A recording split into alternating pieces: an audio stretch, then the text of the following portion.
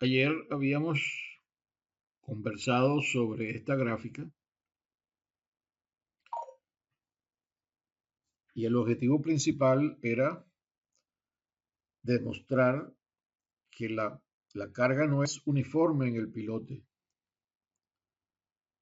Disculpen un momento.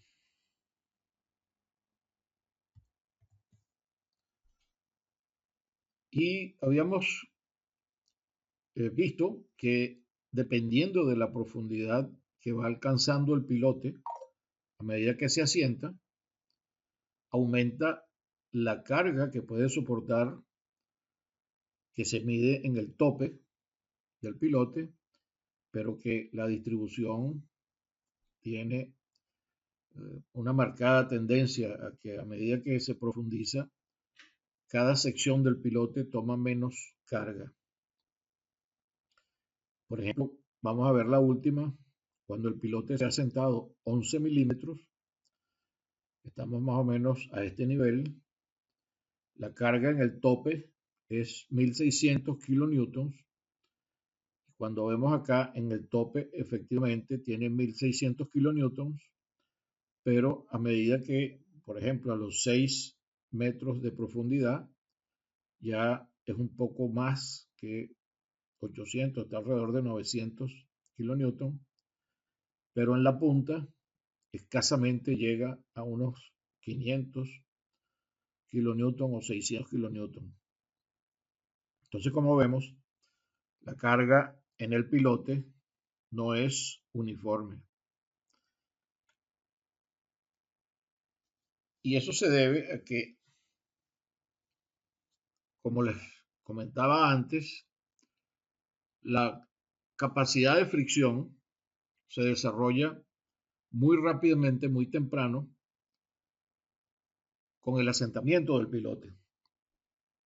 Aquí tenemos a la derecha, por ejemplo, las mediciones que hicieron este par de ingenieros, Rees y O'Neill, que estudiaron mucho estos efectos. Y esta es la carga de fricción en una serie de pilotes que ellos midieron.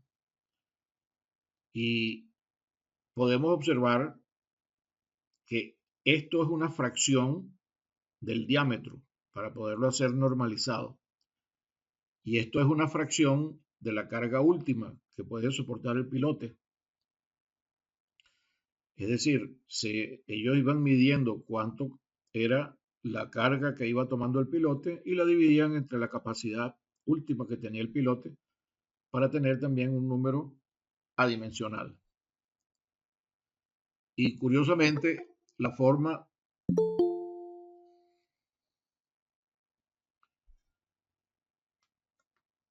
como les decía, entonces, la forma en que va tomando el pilote la carga, esto es una función que es prácticamente una hipérbola, cada una de estas funciones.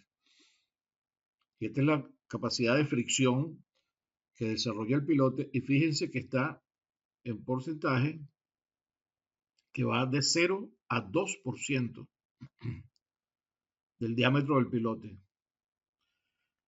Esta otra función es exactamente las mismas unidades y en este caso, fíjense que la fracción a la que se desarrolla la capacidad de punta, que es la que está acá abajo, va de 0 a 10%, el máximo, donde se hace asintótico, quiero decir.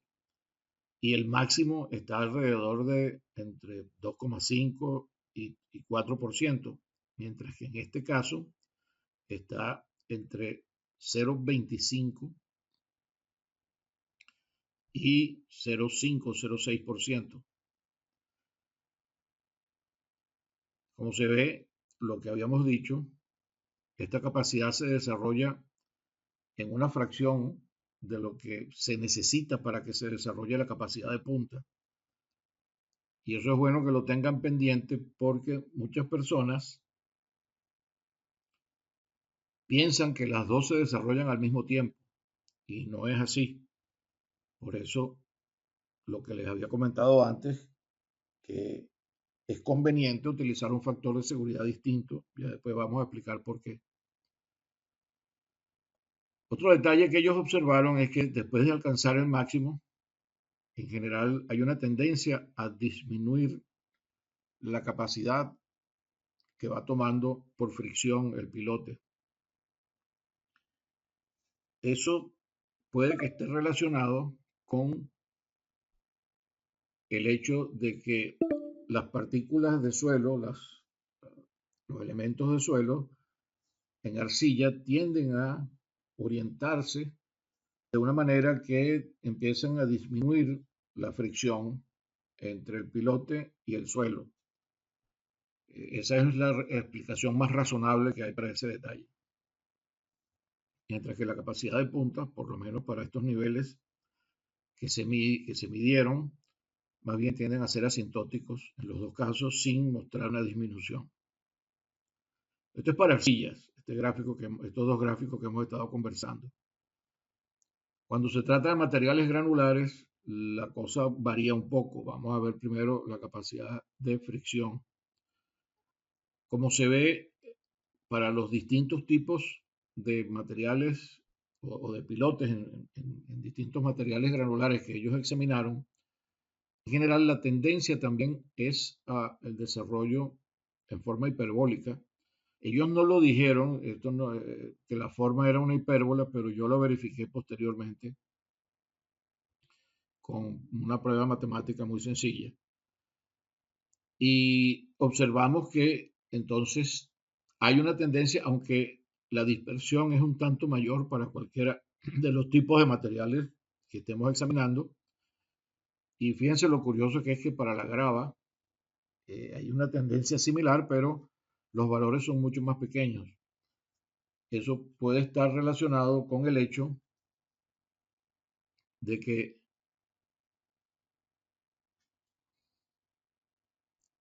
tienen mucho menos superficie de interacción las, las gravas con el pilote.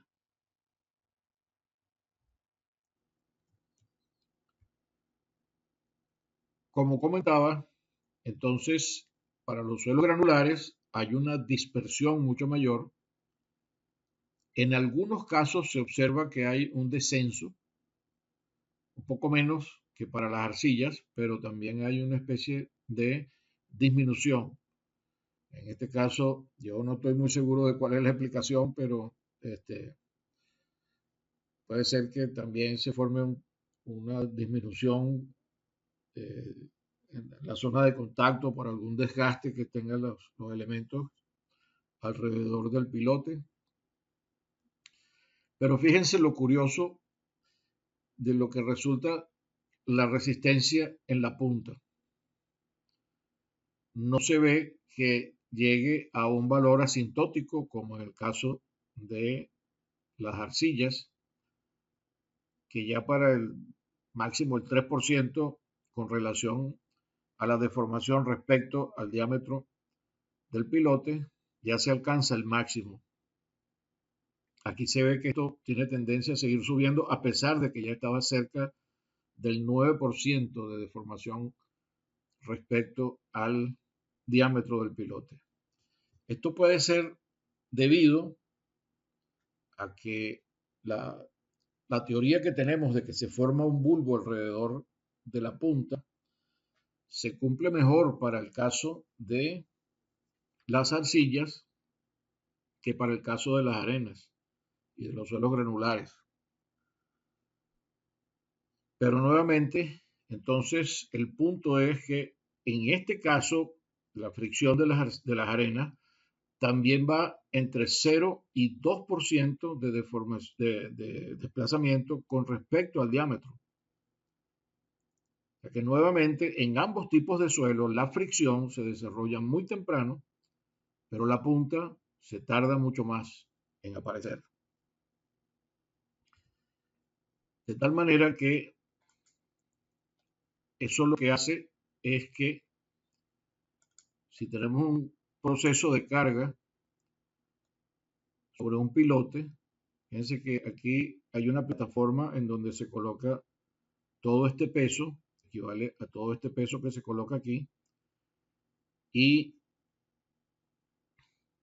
el sistema está conectado al pilote a través de un gato.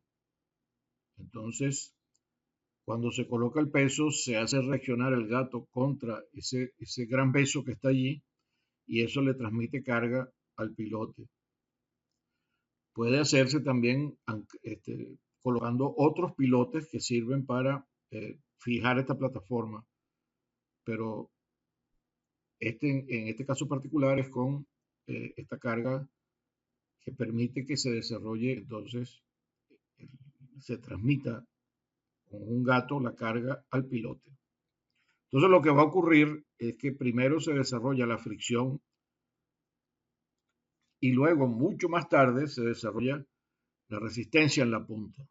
Y la suma de las dos uno la puede colocar para ir obteniendo un diagrama de carga en el tope, la carga que se coloca en el tope contra el asentamiento del pilote, también medido en el tope. Hay que tomar en consideración entonces que hay una pequeña disminución en la longitud del pilote debido a la deformación propia del material del cual está hecho el pilote.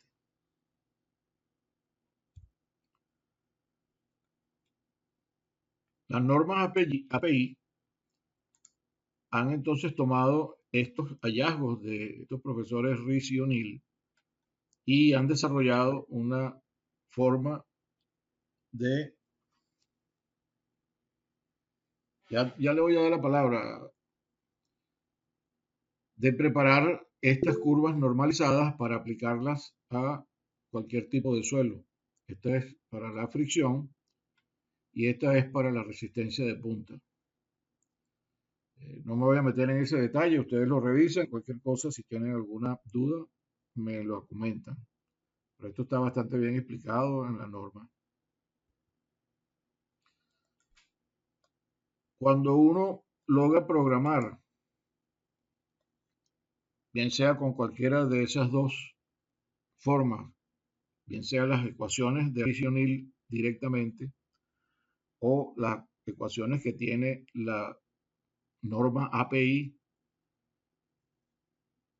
aquí tenemos la curva de fricción, que es este valor que está aquí en una especie de violeta, con las ecuaciones de Rees y O'Neill directamente, y aquí con esta curva naranja, la fricción también, de acuerdo con la norma API, es un poco más conservadora en lo que se refiere al desarrollo en relación con el asentamiento, es decir, ellos eh, hacen que la curva sea un poco más lineal que lo que encontraron estos señores Rees y O'Neill. Y aquí abajo está la resistencia de punta para el mismo nivel de asentamiento. Como se ve aquí claramente, para el momento en que tenemos, para cualquiera de estos dos casos, el 100% de la capacidad de fricción desarrollado, la punta apenas va por menos de una fracción pequeñísima, ¿no? La suma de las dos da la resistencia, la capacidad total del pilote. Y fíjense que en los primeros tramos, prácticamente la que controla es la fricción, porque los valores de la capacidad de punta son muy pequeños. Entonces, cuando usted le dice a alguien que hay que tener cuidado con la punta del pilote y tal, esa es la que no necesariamente es la que hay que controlar mejor. La que hay que controlar mejor es la fricción, porque como ustedes están viendo, lo que se desarrolla primero y es la componente más importante de la capacidad última del pilote es la fricción. Porque si usted divide, lo que se hace generalmente es dividir la capacidad de fricción entre dos. Entonces aquí estamos hablando que estamos alrededor de unos 900 kilonewtons. Entonces 450 sería el valor con el que uno va a trabajar para la capacidad admisible. en cualquiera de estos dos casos. Y la capacidad última de punta, que va a ser un valor que se va a alcanzar para un asentamiento muy grande con respecto al diámetro del pilote. Este pilote era de 40 centímetros de diámetro. Entonces, va a tener un valor representativo para una deformación, un asentamiento muy grande. Entonces, lo que se hace es que se toma un tercio de la capacidad última para utilizarla, de la capacidad última de punta, para utilizarla en la capacidad última del pilote. Podría ser un valor más pequeño, porque la que más controla, como les digo, es la capacidad de fricción. Esto es un suelo no cohesivo, que es un suelo arenoso. Para un suelo cohesivo se obtiene algo similar. Este es con las curvas de Rice y O'Neill directamente, y esta es con la curva que propone la norma API. Y fíjense que la punta también en los dos casos es muy pequeña en relación con la fricción. Eso no quiere decir que uno no pueda tener pilotes que trabajen solo a punta. Así como hay pilotes que trabajan solo a fricción, puede haber pilotes que trabajen solamente a punta.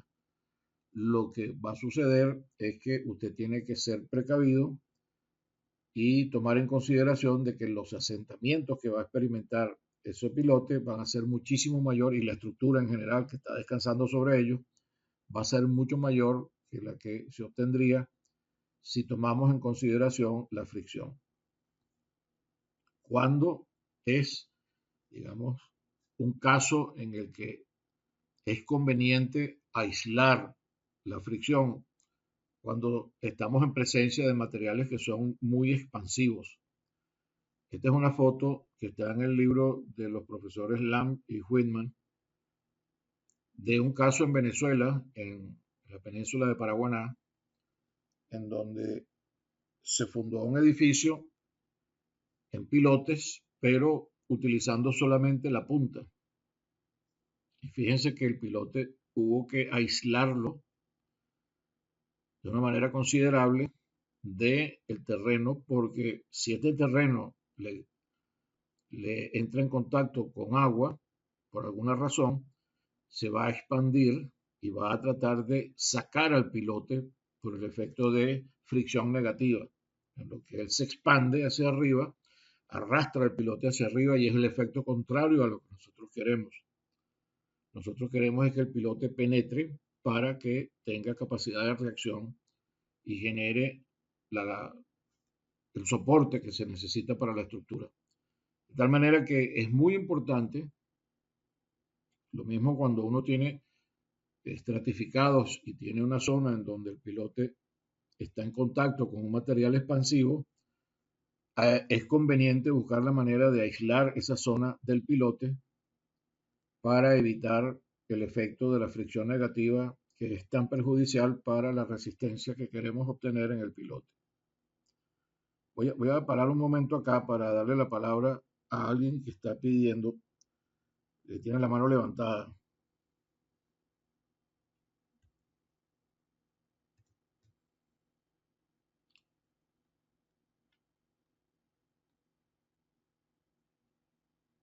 ¿Cuáles son los aspectos importantes que tenemos que considerar cuando queremos estar seguros de que se ha desarrollado la capacidad en los pilotes? Primero, hay que dejar un tiempo para que el pilote y el suelo entren en contacto de manera adecuada y el suelo experimente un proceso que se llama de tixotropía. En inglés se llama thixotropy. Tixotropía, en castellano es tixotropía, la H es muda. En inglés no, suena como TH, thixotropy. Ese es un proceso en el cual el suelo se restablece, entre comillas, y hace un efecto de adhesión con el pilote. Entonces eso hay que dejar, eso se llama el tiempo de setup. de que se haga el proceso de asentamiento del suelo contra el pilote, vamos a llamarlo de esa manera, y que durante ese tiempo se disipan los excesos de presiones que hayan podido generarse en el suelo durante el proceso de instalación, bien sea por hincado o bien sea por excavación y vaciado en sitio. También es conveniente en algunos casos colocar piezómetros que permitan no digamos, a esperar y que las cosas, entre comillas, ocurran, sino que lo podemos medir y lo hacemos con piezómetros. Porque si no se espera ese tiempo de ajuste o de setup para hacer las pruebas de capacidad del pilote, que pueden ser estáticas o pueden ser dinámicas, no vamos a estar midiendo la capacidad real que tiene el pilote. Para suelos arenosos, lo recomendable es que sea por lo menos entre 5 a 10 días, y si se puede un poco más, porque la obra lo permite, pues mejor. Para suelos limosos, de 25 a 30 días mínimo, y para suelos arcillosos, de 30 a 50 días y a veces hasta, es posible que hasta 3 meses, dependiendo de las características de la arcilla. Aquí está en la última línea, ¿no? Mínimo 90 días, puede ser más.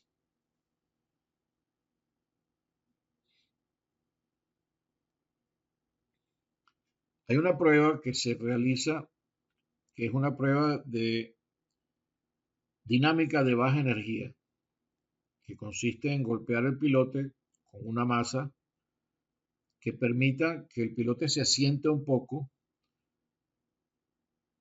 y durante ese tiempo se mide cuánto es el asentamiento que está logrando el pilote, y hay una forma de, con los resultados de esa prueba, de estimar cuánto es la capacidad que tiene el pilote. No vamos a entrar en esos detalles, pero eso existe y yo lo he utilizado. Y se obtienen relaciones así como esta, pero basadas en la resistencia de la, de la penetración del pilote. Creo que eso lo teníamos un poco antes. Aquí está. Otros factores importantes que hay que considerar cuando estamos evaluando la capacidad del pilote es que primero tenemos que verificar que el pilote esté íntegro desde el punto de vista estructural, que no tenga fisuras, que no tenga estrangulamientos y que sea un cuerpo continuo. Y segundo, hay que verificar que la capacidad esté acorde con el diseño. Ya vamos a ver algunos casos en donde eso. ¿Cómo verifica la integridad del pilote? Hay varias maneras. Una de las más comunes es este ensayo PIT, Pit Pile Integrity Test, que sirve para medir la onda que se genera, una onda que podemos generar en el tope del pilote, y medir el tiempo de respuesta, cuánto tiempo le toma en llegar al fondo y subir. Y es conveniente hacerlo en distintos puntos del pilote, alrededor de la circunferencia más externa, y también hacia el centro del pilote, porque lo que queremos es tratar de detectar si hay estrangulamientos como este tipo, en cuyo caso si lo hacemos solamente en el centro no podemos verificarlo. La idea es que si lo hacemos más pegado del extremo del pilote, del área del pilote, del diámetro, parte de esta onda va a rebotar aquí y va a llegar antes de este tiempo. Si también hay una discontinuidad de este tipo, en todos los puntos que hagamos vamos a detectar que hay un problema. Y el caso un poco más complicado es cuando hay un abultamiento del pilote. El abultamiento del pilote, digamos, es una de las anomalías menos dañinas desde el punto de vista de la capacidad que puede tener el pilote, hasta cierto punto es hasta beneficiosa, por decirlo así, porque tiene una formación de una resistencia tipo del bulbo a esta altura, lo cual contribuye a la capacidad. Pero desde el punto de vista de consumo de concreto, no debe ser la mejor de las situaciones, porque estás gastando más concreto que el que se suponía que tenías que gastar. Lo mismo sucede cuando el pilote tiene mucho sobreancho, es decir, si el equipo de perforación, cuando es un pelote vaciado, tiene mucha vibración y no corta de manera precisa, sino que expande un poco el diámetro que va a tener el pilote, podemos tener entonces una medición de un consumo de concreto muchísimo mayor que el que está previsto que gaste. Entonces ese es un problema para la compañía constructora, pero no necesariamente para la capacidad del pilote. Entonces este tipo de generación de ondas en la superficie del pilote se interpreta con un gráfico de velocidad a lo largo del pilote que se mide de esta manera.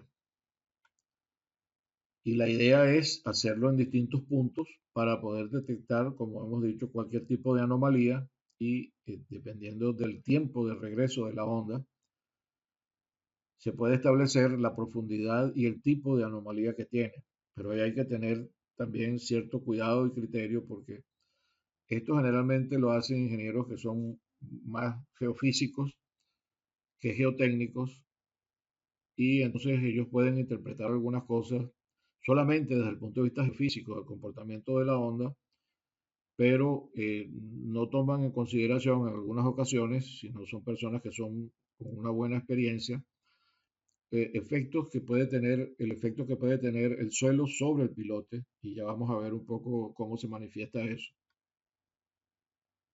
En este caso, por ejemplo, se esperaba que el pilote tuviera este tipo de perfil, que se había detectado ya en algunos pilotes anteriores que se habían medido. Entonces resulta que para uno de los pilotes en particular, el registro de las ondas permitió identificar que tenía un ensanchamiento a esta profundidad. La manera de verificar esto es tratar de tener un ensayo de penetración, bien sea ensayo SPT o ensayo de penetración normal o ensayo de cono, que nos diga cuál es la rigidez del suelo alrededor del pilote. Fíjense que aquí se puede detectar claramente, este es el ensayo SPT, viene de un número de golpes bastante alto, luego disminuye y da entonces esta formación de un pequeño ensanchamiento detectado por, en este caso, que disminuye el confinamiento o la capacidad, la fuerza que puede ejercer el suelo que está alrededor del pilote sobre el pilote, porque hay una reducción en la resistencia que es una medida de cuánta fuerza puede ejercer el suelo sobre el pilote. Luego se recupera el número de golpes y entonces se vuelve al diámetro. La interpretación de las ondas da que el diámetro se mantiene y luego entonces se observa que para la detección que se hizo de este abultamiento coincide con una desmejoría de la resistencia al corte, perdón, de la resistencia a la penetración, lo cual entonces significa de que hay un efecto de confinamiento menor del suelo sobre el pilote y cuando pasa la onda puede expandirse un poco más y en efecto entonces coincide con el punto en donde se espera que esté el abultamiento. Eso hay que verificarlo también con la cantidad de concreto que se va colocando. Hay que llevar un buen control de la cantidad de concreto que se ha ido colocando en diferentes sectores del pilote para poder hacer después estas constataciones. Luego de pasado este sector, el suelo vuelve a aumentar su resistencia a la penetración con algunos altibajos. Aquí no quedó bien esta continuidad, pero entonces sí muestra algunas digamos, zonas en donde puede haber un abultamiento. Y eso es una verificación de que efectivamente estamos esperando que haya un mayor consumo de concreto en zonas en donde hay una disminución o un cambio del confinamiento del suelo sobre el pilote. Este otro caso es lo contrario. Aquí venimos de una resistencia a la penetración baja. Aquí está el registro de las ondas a lo largo del pilote y lo que miden la interpretación que dan los geofísicos. Y entonces, nuevamente, este aumento es en la zona donde está la parte superior bien reforzada del pilote y luego cuando penetra en el suelo hay una reducción importante porque el suelo tiene un bajo número de golpes que va aumentando paulatinamente pero que es relativamente bajo y un confinamiento que no es muy alto. Entonces, eso tiende a interpretarse de que el diámetro puede tener una ligera variación pero sin mostrar un aumento importante en la reducción de la deformación que va a observarse en la forma de la onda debido a este aumento, porque lo que va es aumentando cada vez más el confinamiento hasta un punto en donde el confinamiento aumenta abruptamente y ellos lo interpretan como que hay entonces esta zona con un cambio, pero no saben a qué se debe. Cuando colocamos aquí el número de golpes, nos damos cuenta que este cambio está causado porque hay una tendencia a un cambio de confinamiento importante que pasa de mayor a menor. Y esto interpretan ellos como que es que hubo un estrangulamiento del pilote, cuando realmente lo que está sucediendo es que lo que hay es un cambio abrupto de mayor a menor del confinamiento sobre el pilote. Entonces, no es necesariamente digamos, concluyente de que haya un estrangulamiento, porque lo que está mostrando el suelo alrededor del pilote es que hay una reducción y luego un aumento nuevamente, que hay un estrato aquí que es muy blando, que hace que ocurra este cambio en la onda, pero que no es necesariamente debido a que hay un estrangulamiento, sino que se debe a que hay un cambio en el confinamiento del suelo contra el pilote. Y para eso, nuevamente, es muy importante tener registro de cuánto es el consumo de concreto que se hace a medida que se ha ido construyendo el pilote. Eso es un poquito, digamos, trabajoso, pero es una buena herramienta porque si se presentan casos como estos, entonces se puede, digamos, sustanciar con evidencia de que no hubo un cambio significativo de reducción de la cantidad de concreto que se esperaba que tuviera el pilote con los registros que se tuvieron de cuánto concreto se fue añadiendo y la medida, o sea, eso, como eso es un camión, hay que irlo, o a veces es una bomba, hay que pedir que paren, medir la profundidad a la que está el concreto, sacarlo y después volver a vaciar. Es un poquito trabajoso y digamos, toma un poquito más de tiempo el vaciado, pero es una herramienta importante para medir y constatar de que si es cierto o no es cierto que está ocurriendo esto, a pesar de que la prueba esté diciendo un resultado, porque hay otra evidencia que nos sugiere de que no es necesariamente por esta malformación, sino que es por un cambio en el confinamiento del suelo contra el pilote. Entonces, esas son, digamos, herramientas de interpretación que les pueden servir de una manera importante cuando ustedes estén, en el caso de que puedan tener un contacto con este tipo de actividades, puedan verificar de que eso tiene una u otra interpretación. Vamos a hablar ahora también de otros elementos que entran en lo que se refiere a la evaluación de la calidad del pilote. Que como les dije, el pilote tiene que estar íntegro.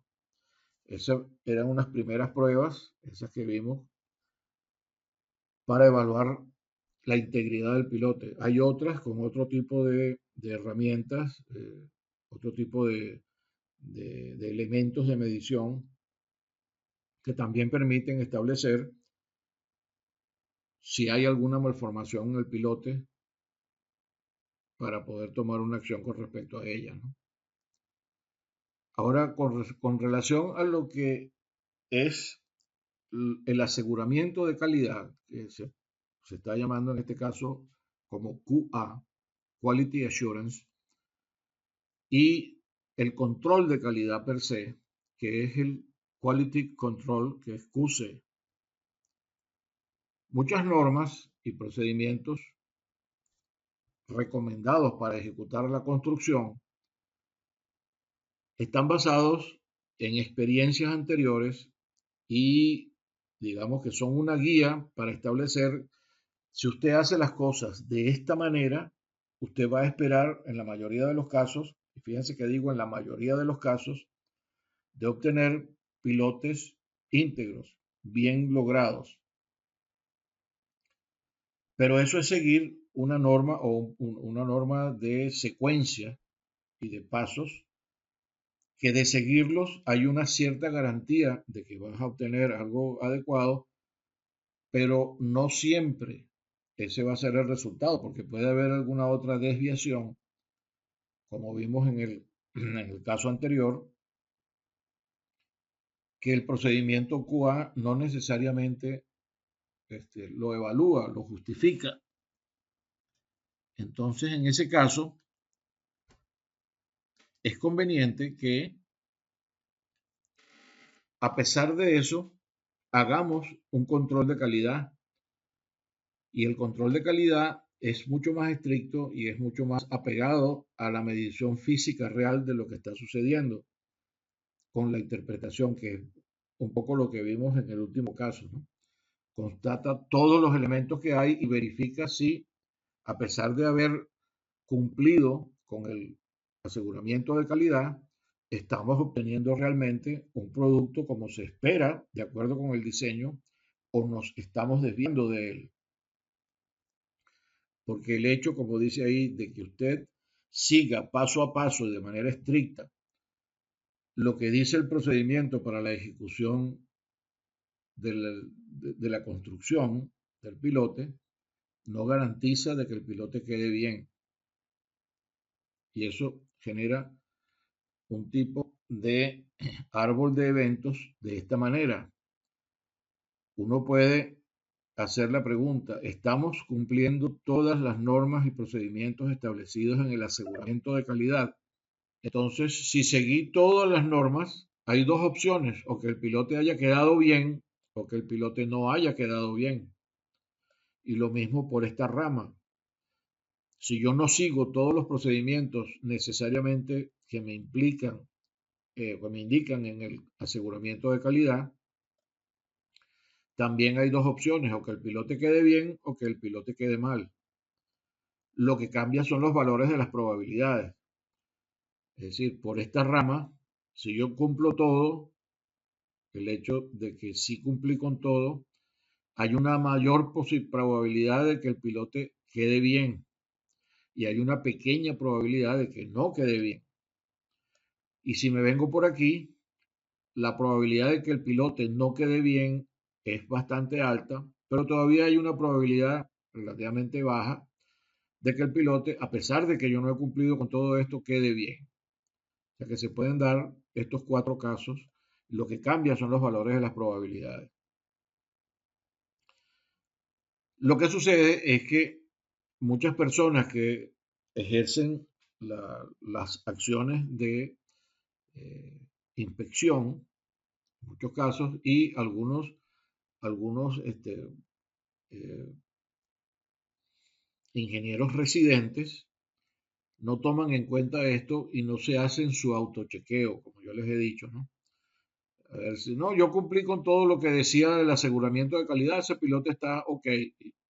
Y si resulta que es que no quedó bien por alguna razón, Y los inspectores a veces vienen con, digamos, el argumento, usted no está cumpliendo con lo que dice el aseguramiento de calidad, ese pilote está malo. Pero ¿cómo sabes? Tú lo mediste. Tú no sabes si a pesar de que yo no cumplí con todo esto, yo no he violado las variables que realmente le van a dar la calidad al pilote a, digamos, a un extremo como se prevé que eso va a suceder, porque como decimos normalmente, las experiencias positivas indican que usted debe seguir estos pasos para que garantice que en la mayoría de los casos, valga la redundancia, usted va a obtener un buen pilote. Pero no es que es la única forma de que usted va a obtener un buen pilote. Entonces siempre hay que medir. Y siempre hay que medir porque la prueba de QC es algo que ustedes hacen y lo tienen implícito a diario cuando se trata de el concreto. El concreto para vaciar vigas, para vaciar columnas o lo que sea. Vamos a revisar cómo es ese procedimiento. ¿Cómo se hace para establecer que el concreto va a cumplir con el nivel de resistencia a la compresión que se exige en el diseño? Es decir, que que el concreto va a tener una resistencia, pongamos por ejemplo, de 280 kilogramos fuerza por centímetro cuadrado. Eso primero se toman unas muestras de la arena, de la piedra, del agua y del cemento que se va a utilizar y se llevan al laboratorio. En el laboratorio se establecen diferentes mezclas de acuerdo con algunas fórmulas y algunas recomendaciones que hay para poder obtener un concreto de esa calidad, pero esa norma y esas ecuaciones, eso es el QA. Entonces vamos a mezclar, vamos a hacer varias pruebas, vamos a preparar varios cilindros y los vamos a poner a madurar por un número X de días al que se quieran hacer los ensayos, generalmente son a 14 y a 28 días, y le hacemos la prueba, que es la prueba de control de calidad, el QC, y vemos allí realmente si la preparación que yo hice, de acuerdo con lo que me dijo la fórmula y me dijo el procedimiento, me va a dar la resistencia que yo necesito. Eso como primera instancia. De ahí sale entonces una nueva QA ajustada a lo que, a lo que resulta si yo utilizo los materiales que en teoría van a ir al sitio. Pero esos materiales pueden variar dependiendo de dónde se saquen de la mina de donde se están sacando, tanto la arena como la piedra. Y el cemento también, para los diferentes sacos o los diferentes ventas a granel, no todas las jornadas de preparación del cemento son exactamente iguales, o sea que puede haber variación. Entonces, ¿qué se hace en una obra normalmente? A pesar de que a usted le llega ahora, para estos materiales usted tiene que seguir esta cantidad de agua, esta cantidad de piedra, esta cantidad de arena, tantos kilos de cemento para preparar los metros cúbicos que usted necesita, lo mezcla y tal, y entonces usted vuelve a agarrar cilindros allí en algunas o en varias de las mezclas o de los camiones que le lleguen a usted si lo está mandando a preparar eh, en una concretera, vuelve a agarrar sus cilindros y los vuelve a poner a madurar para ver si a los 14 y a los 28 días le da lo mismo que decía la gente del laboratorio y lo que espera la gente de diseño que le dé. Y eso se hace de manera rutinaria. Entonces, lo mismo pasa con los pilotes. Una vez que ya hemos establecido el QA y lo hemos refinado con lo que quiera, el aseguramiento de calidad, yo tengo que hacer la prueba de calidad, de control de calidad. Porque si no, podemos caer en la obra en un lazo como este que no tiene prácticamente salida. Vamos a analizar este flujo. Se revisan todos los procedimientos utilizados por la empresa y la comparación con los normativos. Viene entonces el análisis. ¿Existe alguna desviación de los procedimientos de la empresa con respecto a los que establece la norma de aseguramiento de calidad? Si es que no, entonces, como les digo, la mayoría de las personas toma, listo, ese pilote queda bien y se acepta y listo, se acabó. Si resulta de que hay alguna desviación, entonces la compañía que está o la empresa o la persona que está a cargo de la inspección le va a decir, mire, vamos a necesitar hacer unos ajustes. Vamos a empezar a ver cuál de las variables es la que está influyendo en que usted se esté saliendo del aseguramiento de calidad y vamos a tratar de corregirlo. Se hacen los ajustes, la inspección vuelve a ver el procedimiento y no está conforme con los ajustes que usted le hizo. Es más, y se pueden hacer algunas pruebas, el contratista puede hacer algunas pruebas para demostrar de que al optimizar o mejorar esos puntos que requerían ajuste, permiten que se obtenga un buen pilote, pero la inspección no está de acuerdo porque no se han establecido cuáles serían los parámetros o las potenciales desviaciones que se aceptarían para aprobar el procedimiento. Y eso puede entonces empezar a generar un ciclo interminable alrededor de este loop. Y yo he participado en casos como estos, en donde por no tener certeza de qué es lo que hay que hacer y estarse guiando solamente por el aseguramiento de calidad, la inspección, a veces por distintas razones, porque no tiene suficiente experiencia con algunos de los tipos de suelos que se están enfrentando o los materiales que se están trayendo para la preparación del concreto no son los adecuados. Total, hay una cantidad enorme de variables que dificultan en algunas ocasiones, no siempre, pero en algunas ocasiones, salir de este loop. Y eso es pérdida para la empresa que está haciendo el contrato. Y uno no lo puede dejar sin atender adecuadamente. Entonces, este tipo de flujograma, confiando solamente en el aseguramiento de calidad, puede traer este nivel de complicación. ¿Qué es lo que recomendamos? Lo que recomendamos es un diagrama con otro nivel de análisis y de detalle. Por ejemplo,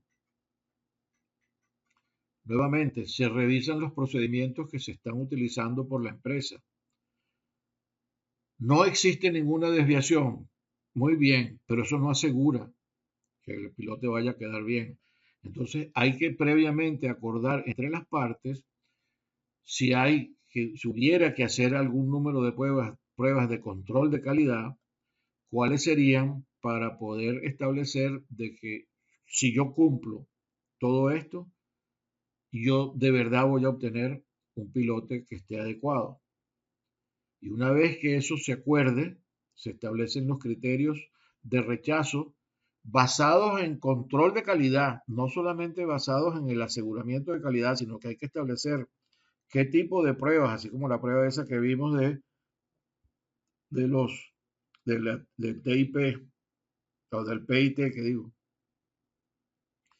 y cómo hacerla para garantizar de que el piloto está bien.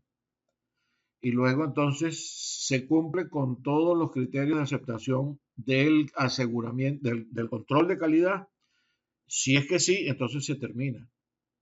En ese caso, si no es adecuado, no se cumple con el criterio de control de calidad, entonces sí hay que volver a hacer ajustes para acoplar mejor el QA con el QC y nuevamente acordar entre las partes. Estos dos elementos que están aquí vienen a unirse para que entonces podamos tomar la decisión de que sí están quedando bien los pilotes de acuerdo con el criterio de QC cuando hagamos esta pregunta y podamos salir por aquí.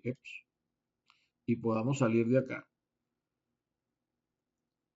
Porque de lo contrario, de no establecer estos criterios de aceptación, de acuerdo con el QC, con el control de calidad, vamos a tener entonces el riesgo de estar en un caso como el anterior, mientras que aquí todo queda bien establecido. Lo que pasa es que a veces estas cosas se dan por descontadas o no se incluyen en los contratos, no se establecen claramente y entonces uno queda a el criterio que tenga la persona que está haciendo la inspección, que a veces no necesariamente es el que más conviene de acuerdo con las evidencias técnicas que se tengan. Se construye el pilote. ¿Cuáles son las opciones? O que el pilote haya quedado mal o que el pilote haya quedado bien. Eso no lo sabemos. Vamos a hacer una prueba. Pero entonces hay una prueba que se ha acordado y se ha establecido, que es la prueba que va a permitir establecer si el pilote realmente quedó mal o si a pesar de que la prueba está dando que el pilote está mal, a pesar de que la prueba dice que está mal, el pilote quedó bien. Porque aquí lo que estamos es entonces evaluando, número uno, si los equipos con los que estamos haciendo la calibración y la medición del control de calidad están bien calibrados. Y segundo, de que no hay errores en la ejecución de esa prueba, no hay desviaciones. Lo mismo pasa si el pilote creemos o se piensa que quedó bien, porque la prueba puede decir que el pilote está bien cuando en realidad está mal. Y la prueba puede decir que está bien cuando en realidad está bien. O sea que, fíjense que el simple hecho de uno decidir que va a utilizar una prueba de control de calidad para finalmente verificar cómo quedó el pilote, todavía tiene que atender estos detalles porque la prueba puede dar un falso positivo, que es lo que se llama comúnmente esto, que te dice que el pilote está malo cuando en realidad está bueno, o te dice que el pilote está bueno cuando en realidad está malo. Y se pueden dar estas dos opciones otra vez, aún con la prueba de control de calidad. O sea que las pruebas de control de calidad también hay que tenerlas muy estrechamente verificadas y bien controladas para que no caigamos en falsos positivos o en falsos negativos. Ese era todo el material que yo les traía para esta sesión de hoy.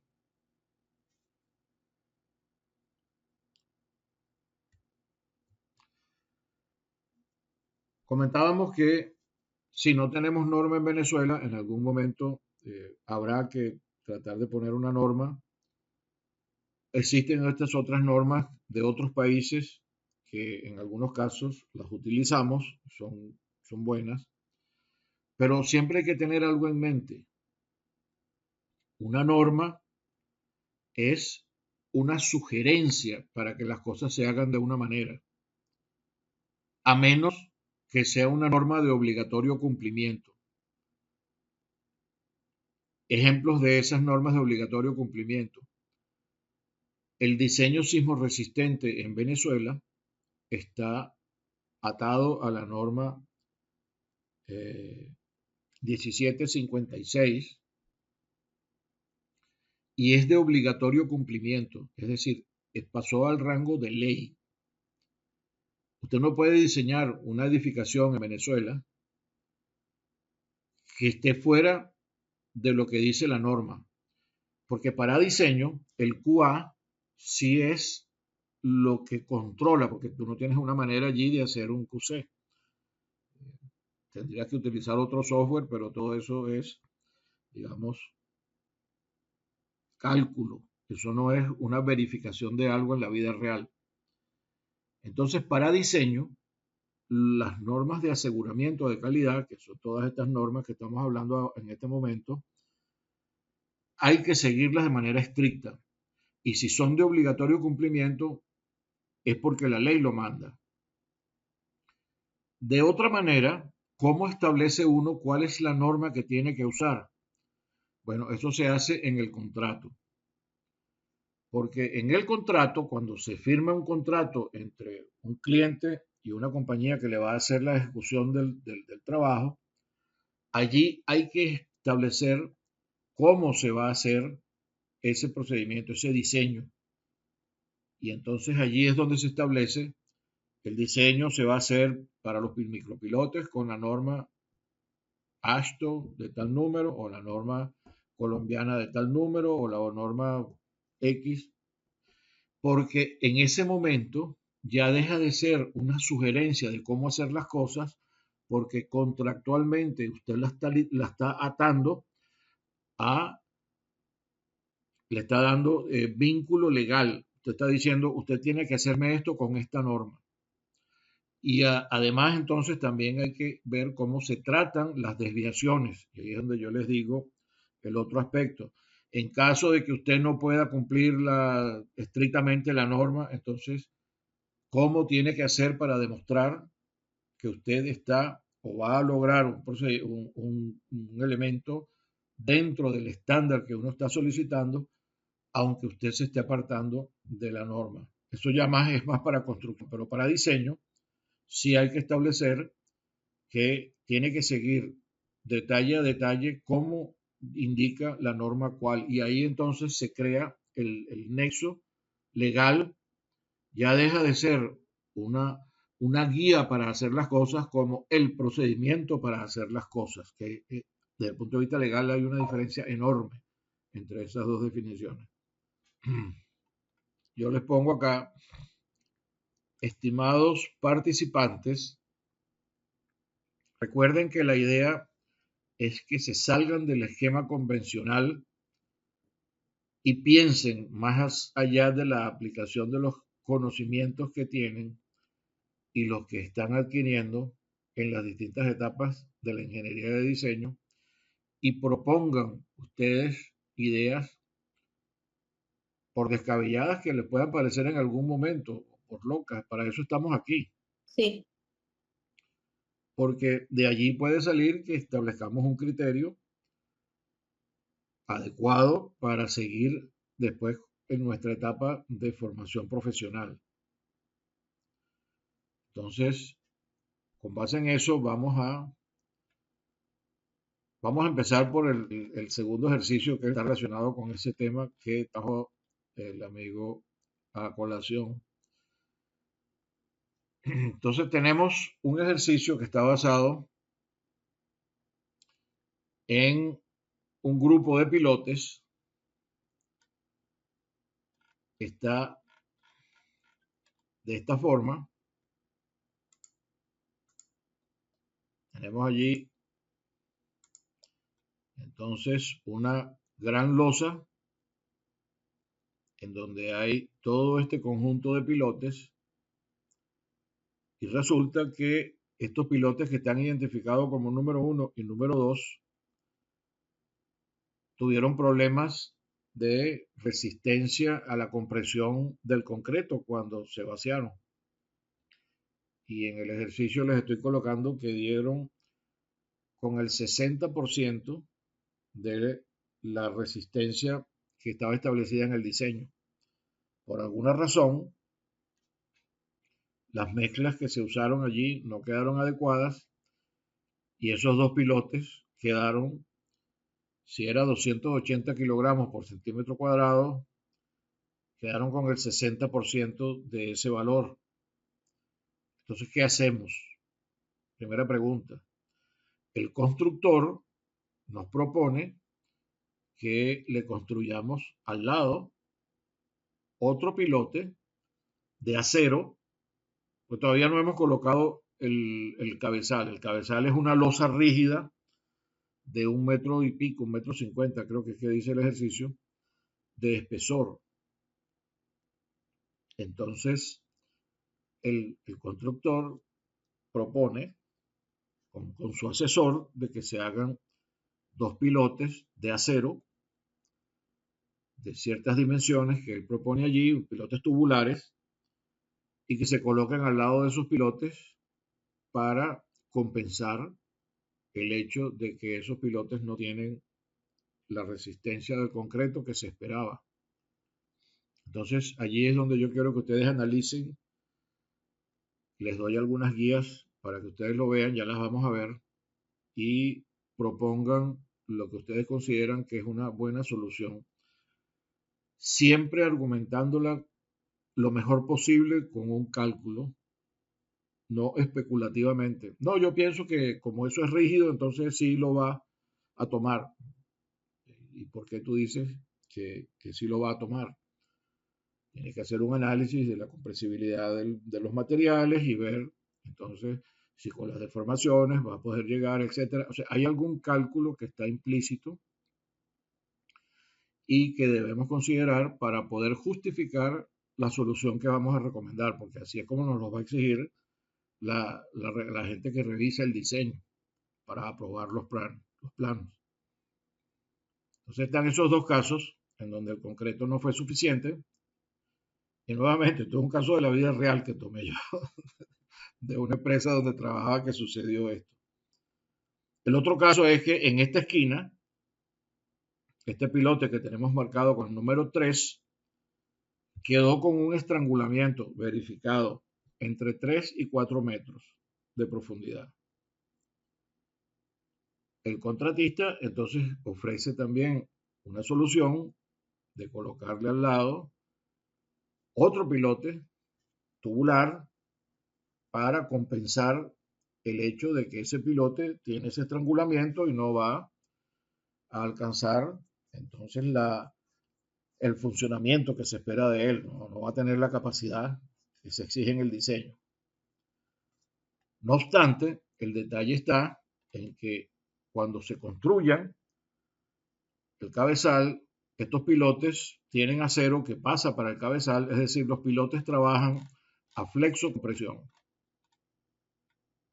no trabajan solamente a carga axial.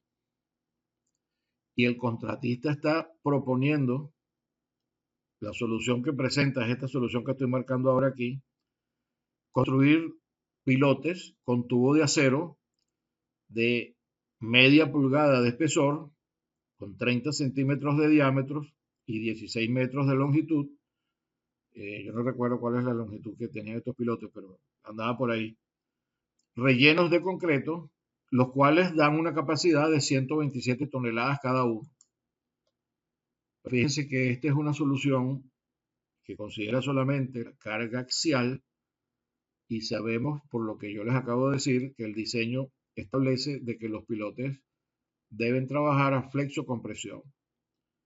Entonces, en caso de un sismo fuerte o en caso de un viento fuerte, un viento huracanado o algo, vamos a tener algunas fuerzas horizontales que pueden inducir desplazamientos que sean relativamente importantes en el cabezal, con toda la estructura que va a tener arriba, y que los pilotes deben estar en capacidad de soportar.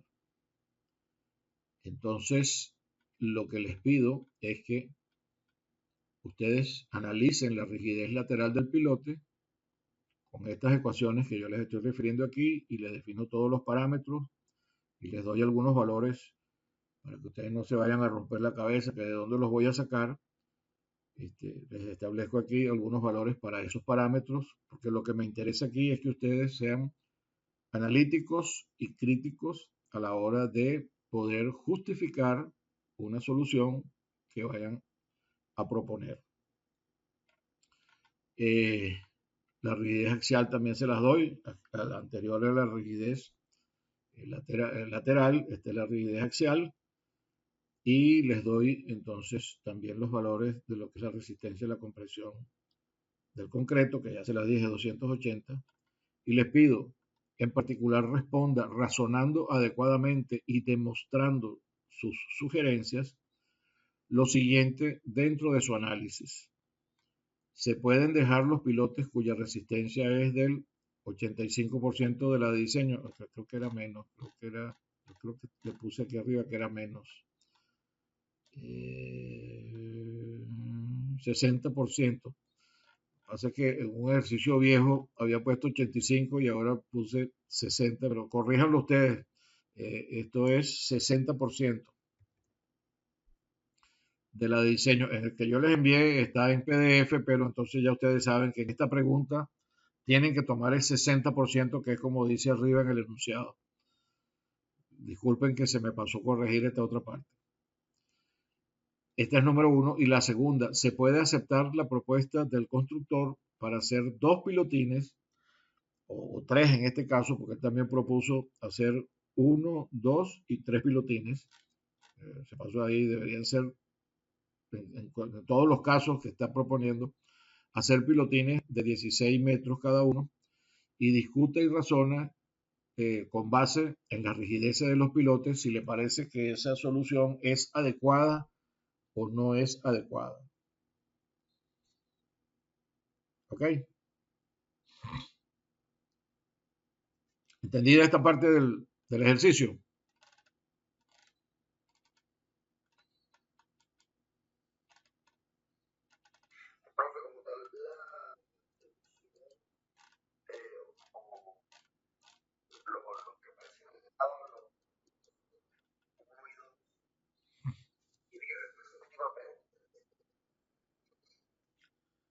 Ok, vamos a aclarar eso para que todos lo tengan. Sí, perdón, vamos a aclarar eso para que todos les quede claro. El contratista propone hacer un pilote alrededor de al lado de los pilotes 1 y 2. Eso es algo que también me quedó no muy claro allí. Pero para el caso 3, con el estrangulamiento, él propone colocar dos pilotes, dos pilotines. Ok, vamos ahora a este caso. Aquí les pido que calculen, estimen un coeficiente de balasto para una fundación que está hecha de 2 metros de ancho por 3 metros de largo. En este caso B es 2 metros. B siempre es el lado más pequeño de una Listo, listo, fundación, perfecto. Gracias, profe. Sí.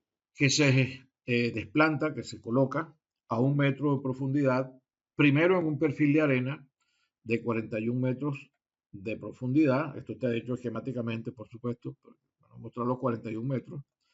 Y que entonces la zona de influencia, esto es teórico para que ustedes vean qué es lo que sucede allí y tengan más o menos idea de qué se trata, ¿no? Entonces, para una fundación rectangular, el ancho hasta el cual hay influencia de la fundación es de aproximadamente 6 veces el ancho, que son más o menos 12 metros, y va desde un valor en el contacto igual a la carga que se está induciendo, y luego disminuye y al valor de 6 veces el ancho, o sea, los 12 metros, ya es más o menos el 10% de la carga que se está colocando. En este caso no nos interesa cuál es la carga, lo que nos interesa es que la capacidad última que se ha estimado para esta fundación es de 145 toneladas por metro cuadrado, que está fundada en una arena que tiene sus propiedades, y a ustedes lo que les interesa es que la Q última es 145. Lo que yo les pido es que calculen el coeficiente de balasto que aplicaría para la carga admisible.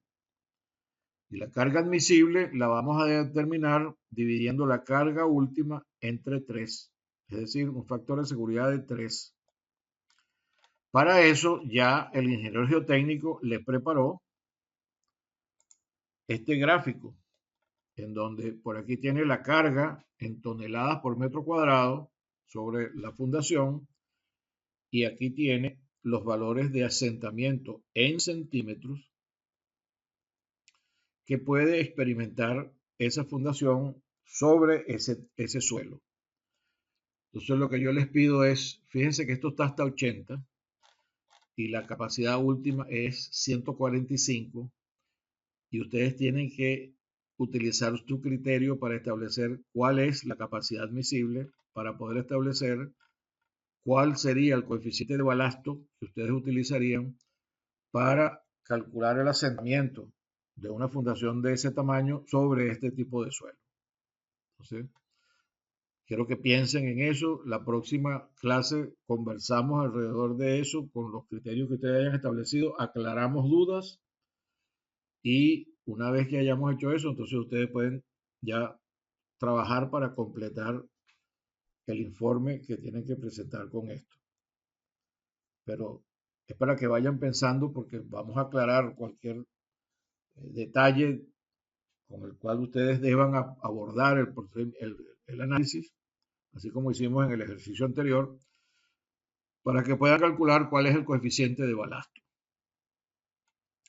Después le pregunto, si esa misma fundación estuviese fundada en un estrato de arcilla, ya no de arena, también de 41 metros de profundidad, en cuyo caso la Q última, como es otro material, da 90 toneladas por metro cuadrado. Y se les pide, utilizando la misma ecuación para la Q admisible, que es la Q última entre 3, calcule con este gráfico, que es ahora el que aplica para una fundación de arcilla, que es mucho más lineal. Yo les recomiendo aquí, yo les doy aquí una regresión. Los puntos azules son los que están calculados para distintos puntos de manera manual. Y entonces hicimos una regresión para representar cuál sería la forma esperada pues para el asentamiento de la fundación. En este caso está representado en los dos casos pues, por esta línea negra que está puesta allí. En el otro caso también está esta curva negra que responde a esta ecuación, pero con la cual ustedes, no con los puntos azules, utilicen la curva negra para establecer el coeficiente de balasto. Lo mismo aquí, o sea, porque hay algunos puntos que dan por fuera, pero entonces se hace la curva con una regresión promedio y esa es la curva que ustedes deben utilizar. Entonces tienen este caso para la arcilla y tienen el caso anterior para la arena. Luego les pregunto, esas fundaciones eran rígidas. Si la fundación fuese flexible, se utilizarían esos mismos coeficientes de balasto que usted está estimando en el ejercicio anterior para los dos tipos de suelo, los dos tipos de suelo en la fundación. Pero ahora, considerando que la fundación no es flexible, no es rígida, sino que es flexible. Entonces, se utilizarían esos mismos coeficientes de balasto y tiene que dar sus razones. Y por último, les pregunto, si usted tiene entonces una obra grande y tiene el terreno en donde usted va a fundar, tiene una variabilidad importante desde el punto de vista horizontal. Entonces, algunas fundaciones del tipo de estas que estamos viendo, alguna fundación le queda sobre el lado de arena y otras le quedan sobre el lado de arcilla. Es decir, en el terreno hay una zona que divide, de un lado hay arcilla y del otro lado hay arena, con esas propiedades que les dimos arriba. Y entonces se le pregunta aquí si la estructura, la edificación es suficientemente grande para tener una fundación del lado de la arena y una fundación del lado de la arcilla. ¿Cómo piensa usted que le influiría el hecho de tener entonces esos coeficientes de balasto distintos para un caso y para el otro en lo que sería el desempeño el, sí, el desempeño de la estructura bajo las cargas de servicio? Aquí no nos estamos metiendo con cargas adicionales ni de cargas de combinaciones de carga extrema, ni mucho menos. Pero para las cargas de servicio, si usted cree que puede haber alguna influencia y cómo lo consideraría. Ese es todo el ejercicio. ¿Alguna pregunta?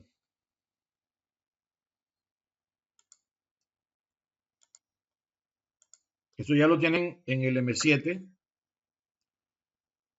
y yo les coloqué hoy un anuncio con el nombre del archivo para que lo localicen fácilmente allí y entonces lo puedan empezar a analizar y lo discutimos entonces cuáles son los criterios que ustedes consideran que serían los apropiados para tratar cada uno de estos casos que les presento en esta asignación.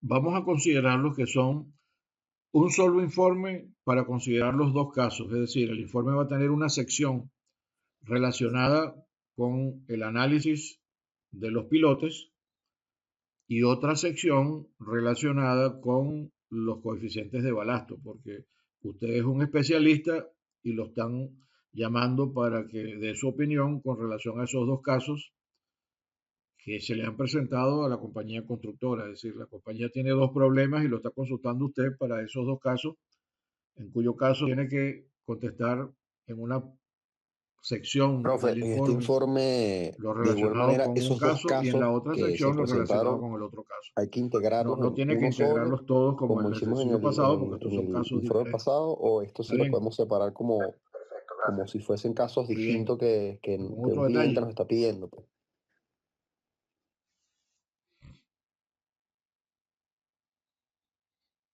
Muy bien. Si no hay más aspectos que tratar, eh, le agradezco entonces su atención a lo que hicimos en esta sesión de hoy y nos vemos el próximo jueves.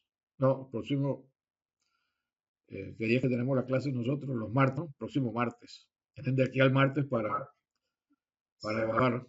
Como tengo varios cursos, se me olvida momentáneamente cuál es el que estoy con ustedes en los martes, sí. Nos vemos el próximo martes con las dudas que tengan sobre esto. Muy bien. Perfecto, gracias.